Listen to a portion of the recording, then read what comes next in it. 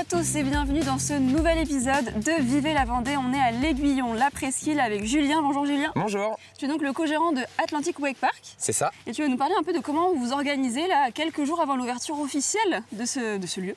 Exactement. Donc là, on est en train d'organiser toute l'avant-saison, toute la préparation de la saison. On ouvre officiellement le 5 avril pour les vacances de Pâques.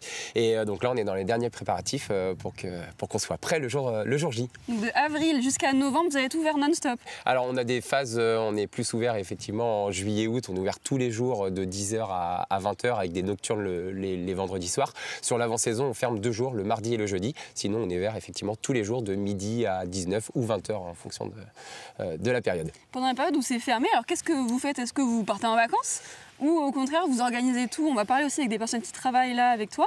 Oui. Mais qu'est-ce que vous faites? Expliquez-nous. Alors effectivement, on prend un petit peu de vacances, mais finalement, ça passe relativement vite parce qu'il faut déjà clôturer la saison qui vient de se passer et anticiper la saison qui arrive avec les démarches commerciales, les partenariats avec les groupes, les séminaires d'entreprise. Finalement, ça passe super vite. Est-ce que si techniquement, c'est des galères aussi de devoir gérer un espace aussi vaste avec de l'eau, avec du sable aussi, on va voir?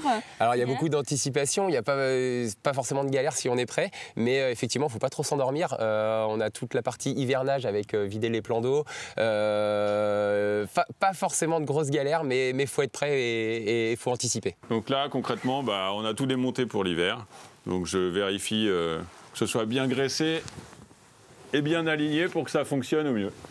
Là, on est dans les coulisses avant que ça ouvre officiellement. Est-ce que tu peux nous dire des secrets, ou en tout cas, comment on fait pour que techniquement tout soit opérationnel pour l'ouverture? Au bord de la mer, nous, c'est beaucoup de graisse. On dégraisse, on regraisse, parce qu'évidemment, avec l'air salin, ça a tendance à s'oxyder un petit peu plus vite. Il y a des grosses opérations, comme cette année, où on a changé donc, complètement les 2 câbles qui sont en hauteur, les 2 câbles de circulation. Donc c'est 1500 mètres de câble à changer avec l'ancien. Voilà, c'est des opérations à 12 mètres de haut avec des gros tirs forts, des clés de 32, 36. Ça met un petit peu en forme pour la saison, c'est sympa, ça met un peu d'adrénaline. Est-ce que c'est quand même dangereux parce que d'être toujours en hauteur comme ça, tu as déjà eu des frayeurs, j'imagine? Oui. Faut prendre ses précautions, réfléchir plutôt avant qu'après, parce que ça peut aller vite. C'est des gros tirs forts, c'est des tonnes à soulever. Voilà, donc faut faire ça sérieusement. Si t'es en haut et que tu tombes? Oui. Alors il y a de l'eau, ça rassure, oui, mais il n'y a pas très profond, donc je pense qu'on finit bien dans la vase, ouais. Donc toujours bras tendus. Et là ça fait un plat. Ouais, mais ça on aimerait bien que t'en fasses un ou deux. Oh non, arrête, c'est pas cool. Donc toujours bras tendus, ensuite on fléchit les jambes, on garde le buste droit et on regarde là où on veut aller. Si tu regardes par terre, tu vas avoir tendance à piquer de l'avant et du coup à tomber. Regarde où tu vas aller, t'attends, tu bouges pas, regarde devant, regarde devant, regarde devant, regarde devant.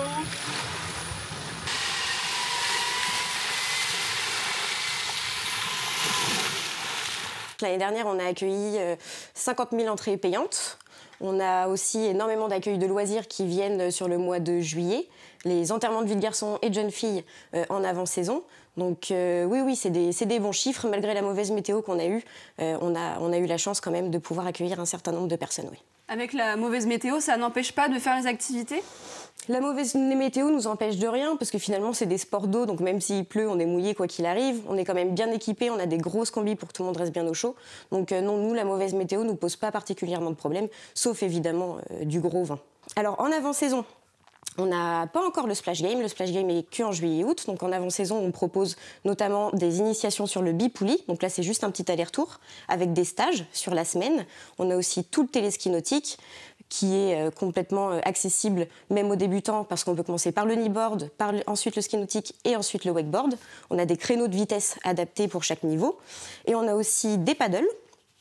Donc on a toute une flotte de paddles individuels, un paddle géant et aussi un warrior game. Donc là c'est une grosse structure au-dessus de l'eau, un petit peu parcours Ninja Warrior. Est-ce que vous avez des projets pour des nouveautés ou plutôt essayer de faire que ça fonctionne bien, toutes les activités qui sont proposées?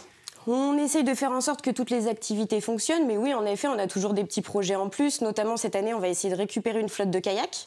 On n'avait pas reproposé cette activité l'année dernière, mais là, cette année, on aimerait bien remettre ça en place. Donc oui, chaque année, on essaye de trouver encore des petits trucs à rajouter pour que l'offre soit vraiment complète. Donc nous, c'est notre 11e saison et 10 ans que Atlantic Wake Park a été créé. Cette année, on va axer tout sur les 10 ans, l'anniversaire. La base de voile, là, ce qu'on voit tout autour, ça a été l'école de voile de l'Aiguillon La Presqu'île. Et on a proposé le projet il y a 10 ans à la municipalité, qui a été validé par le conseil municipal. Et aujourd'hui, on exploite le site. Il n'y a plus de voile du coup ? Non, la voile, il n'y a plus de voile. Alors la voile, nous, on l'assure au niveau des scolaires. Donc c'est-à-dire que tous les habitants du coin ont de la voile par Pierrot. Donc Pierrot, c'est notre moniteur de wake, technicien multicasquette, et il assure la voile scolaire sur les périodes de avril, mai, juin, avec les cycles des écoles du coin. Et voilà. Après, en juillet-août, on exploite l'autre plan d'eau aussi de l'autre côté, avec le splash game, donc les structures gonflables, du paddle, du pédalo, de l'acrobranche au-dessus de l'eau, le warrior game, et voilà. Ça fonctionne très bien ici en Vendée. Est-ce que, j'imagine, il n'y a pas que des Vendéens, surtout pendant là, les beaux jours qui vont revenir. Mais j'imagine que c'est quelque chose qui manque peut-être en Vendée. C'est quelque chose d'unique ici ? Alors ouais, on est le seul wake park base de loisirs autour du téléski nautique en Vendée. On était les premiers à avoir un aquapark, donc les structures gonflables sur l'eau. C'est quelque chose qui plaît beaucoup, avec des tarifs hyper intéressants et hyper accessibles pour toutes les familles. Comment t'es venu à créer ce concept ? C'est toi qui as eu cette idée ou pas ? Ouais, donc l'idée elle est née en Australie. Lors d'un voyage en Australie, j'ai découvert du côté de Cairns, au nord de l'Australie, cette activité en plein centre-ville, de pouvoir glisser sur l'eau, faire du wakeboard en plein centre-ville, ça m'avait assez marqué. Et puis après, lors de mes études, j'avais un business plan à faire sur un concept de mon choix, et j'ai choisi l'implantation d'un téléski nautique en Vendée. Et pourquoi la Vendée ? Parce que t'es vendéen ? Parce que je suis vendéen. Très bien. Merci beaucoup. Est-ce que tu as peut-être une annonce à faire au public vendéen ? Je crois que d'ici peu, il y a des événements. Oui, alors toute la saison, on fait un petit programme d'animation. Là, c'est les 10 ans, donc il va y avoir des offres plutôt sympas, des soirées sympathiques aussi. Et on tient à développer les séminaires d'entreprise. On a un site vraiment incroyable en pleine nature, et on s'adapte à toute forme de séminaires. On accueille des séminaires de 10, 15, 20 personnes jusqu'à 1500 personnes lorsqu'on a accueilli le groupe Beneteau. Donc on peut personnaliser tout le site, on a des tarifs qui s'adaptent à tout le monde et les activités pour tous. Parfait, merci beaucoup Julien. Merci, à bientôt.